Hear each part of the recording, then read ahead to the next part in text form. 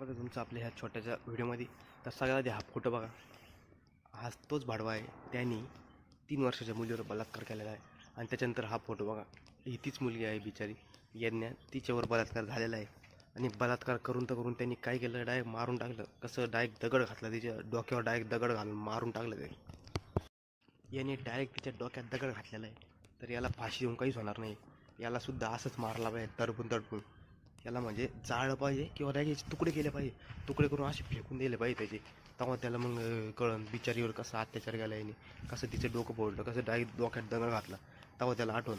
त्याशिवाय फाशी दिल्याशिवाय, फाशी म्हणजे फाशी लई छोटी हे त्यासाठी शिक्षा. फाशीने काहीच होणार नाही. त्याला सुद्धा तसं तडपून मारलं पाहिजे त्याला.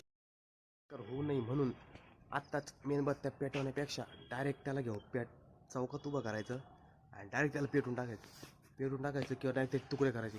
त्याशिवाय दुसरे बलात्कार करणारे लोक आहे का, ते गप नाही बसणार.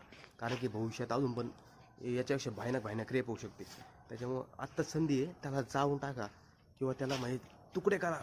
पण अशी बेकार शिक्षा द्या त्याला, पुढच्या असा कांड झालाच नाही पाहिजे. महाराष्ट्रात मुली सेफच नाही आहे. इथं 2 वर्षाची असो, 3 वर्षाची असो, 4 वर्षाची असो, 20 वर्षाची असो, 18 वर्षाची असो, कोणतीच मुलगी सेफ नाही. कारण की हे असे बलात्कार लोक येणार आहे आणि बलात्कार करून जाणार आहे. त्याच्यामुळे एकच पर्याय आहे, त्याला जाळून टाका. आज नाही जाळलं तर पुढं अजून बलात्कार होत राहणार आहे. त्याच्यामुळे आज त्याला भरचौकात जाळा किंवा ते तुकडे करा.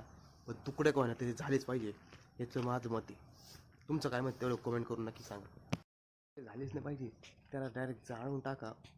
कारण की आत्ता नाही जाळलं तर पुढं अजून असे किस्से वाढत जातील. त्याच्यामुळे त्याचं एकच कारण, याचं एकच हे करा, डायरेक्ट जाळून टाका त्याला. आणि तुमचं काय मत त्याच्यावर कमेंट करून नक्की सांगा बरं का. आणि व्हिडिओ आवडला असेल लाईक करा, शेअर करा, कमेंट करा आणि सगळ्यात महत्त्वाचं चॅनल सबस्क्राईब करा. आणि त्या मुलीला न्याय भेटलाच पाहिजे आणि त्याला जाळलंच पाहिजे, हे माझं मत आहे.